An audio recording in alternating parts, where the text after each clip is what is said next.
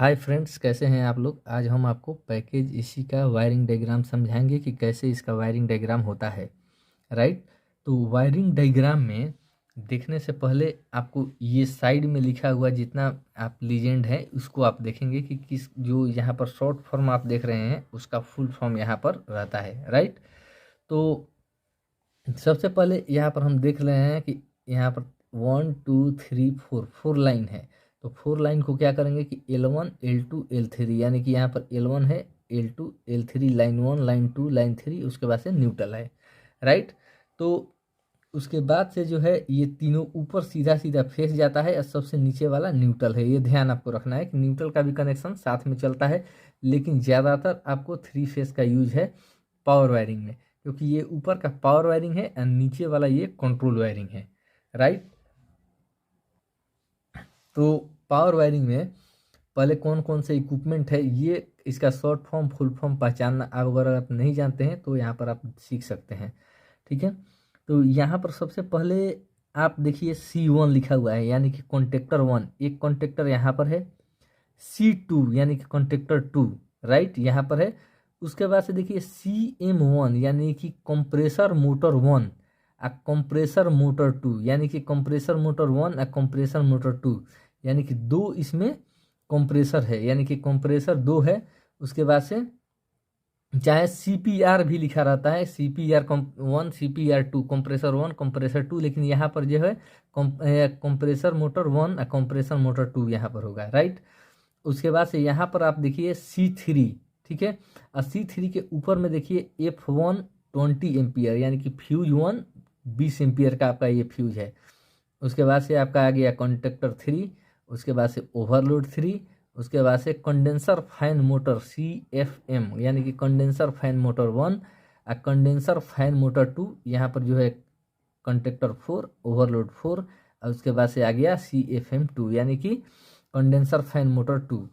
उसके बाद से यहाँ पर फिर यहाँ पर कॉन्टेक्टर 5 ओवरलोड रिले 5, यहाँ पर ओवरलोड रिले 5 आ गया। उसके बाद से फिर कंडेंसर फैन मोटर 3। राइट। यहाँ पर फिर कॉन्टेक्टर 6 है, कॉन्टेक्टर 7, यहाँ पर कॉन्टेक्टर 8, ओवरलोड भी 6 है, ओवरलोड 7, ओवरलोड 8, यहाँ पर condenser fan motor 4, condenser fan motor 5, condenser fan motor 6। उसके बाद से यहाँ पर आपका यहाँ पर F3 यानी कि फ्यूज 3, उधर F1 था, ये F2 और ये F3। ठीक है। तो ये 20 एम्पियर का F2 था, लेकिन यहाँ पर जो है F3 2 एम्पियर का है यानी कि 2 एम्पियर का F3 है। यहाँ पर वोल्टेज मॉनिटरिंग मॉड्यूल यानी कि VMM मैंने वोल्टेज मॉनिटरिंग मॉड्यूल आपका हो गया। ठीक है। इसमें भी पॉइंट दिया होता है, तो कौन सा है, ये NC है, बीच वाला कॉमन है और ये NO है। ठीक है। तो ये आपका जो है पावर वायरिंग हो गया, ये पावर वायरिंग। ये आपका कंट्रोल वायरिंग। तो कंट्रोल वायरिंग और पावर वायरिंग में ज़्यादा कुछ डिफरेंट नहीं है। तो कंट्रोल के बाद से यहाँ पर अब यहाँ से कंट्रोल का कनेक्शन स्टार्ट होता है। ठीक है। तो कंट्रोल का सर्किट में आपको यहाँ पर जो है सबसे पहले ट्रांसफार्मर दिया हुआ है, ये ट्रांसफार्मर 240 वोल्ट, ये आउट कर रहा है 24 वोल्ट यानी कि 240 से आपका 24 वोल्ट ये आउट कर रहा है। AC ये AC दे रहा है, AC ही आउट हो रहा है, ध्यान रखिएगा। उसके बाद से कंट्रोल फ्यूज 2 4 एम्पियर का है, वोल्टेज मॉनिटरिंग मॉड्यूल आपका ये हो गया। और उसके बाद से यहाँ पर 4 स्टेज थर्मोस्टेट का जो है टेम्परेचर कंट्रोलर ये आपका दिख रहा है ये। राइट। उसके बाद से यहाँ पर रिले 1, रिले 2, रिले 3, रिले 4 यानी कि 4 रिले है, यहाँ पर 4 रिले हैं। ठीक है। अगर आप उसको BMS से कंट्रोल करते हैं तो रिले की ज़रूरत जरूर पड़ती है, अगर मैनुअल करते हैं तो मैनुअल भी पड़ती है, लेकिन बिल्डिंग मैनेजमेंट सिस्टम से होता है तो रिले का मतलब मेन जो है रोल रहता है। राइट। उसके बाद से यहाँ पर contactor 1 contactor 2 crank case heater CCH1 crank case heater CCH2, ये दो आपका हो गया। राइट। उसके बाद से जो है यहाँ पर CF3 यानी कि कंडेंसर फैन 3, यहाँ पर 2 एम्पियर। उसके बाद से जो है यहाँ पर जो है आपका जो है CS1 तो CS1 आपका हो गया तो CS1 का हो गया साइक्लिंग स्विच, ये आपका साइक्लिंग स्विच हो गया। उसके बाद से जो है आपका यहाँ पर रिले आपका हो गया। रिले के बाद से जो है आपका L1 L2 यहाँ पर, उसके बाद से HP स्विच 1 यानी कि हाई प्रेशर स्विच, यहाँ पर लो प्रेशर स्विच यानी कि हाई प्रेशर स्विच और लो प्रेशर स्विच। उसके बाद से टाइम डिले, उसके बाद से कॉन्टेक्टर 1 का जो है A1 और A2 जो फेस और न्यूट्रल होता है, जो पिछले वीडियो में हम उसको थोड़ा डीपली बताए हैं। ये ड्राइंग है इसलिए इसको थोड़ा सा आप जो है अच्छे तरीके से समझना पड़ेगा, सिर्फ आपको दिखाने के लिए कि ऐसा ही ड्राइंग होता है, राइट।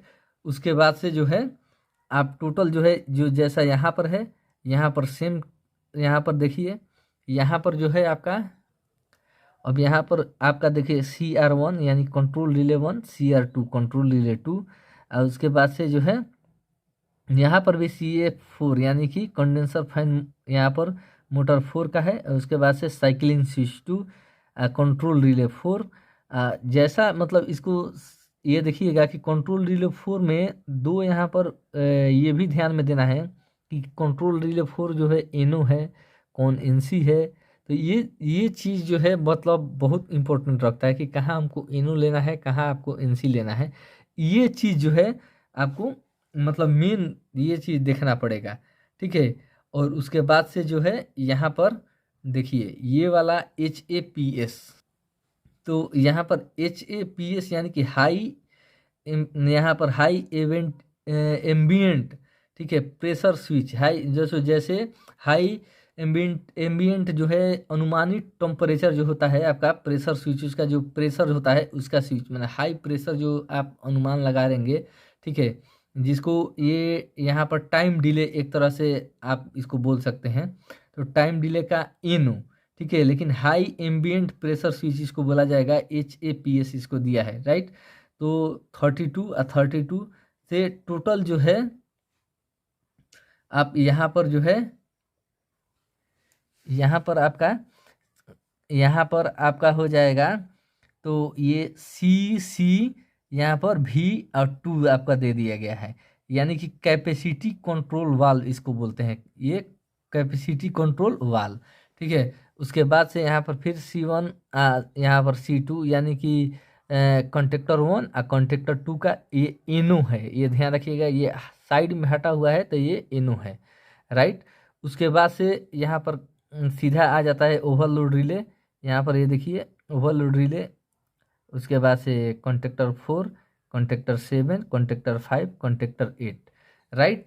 तो ये जो है आपका डायग्राम हुआ, ठीक है, ये डायग्राम है।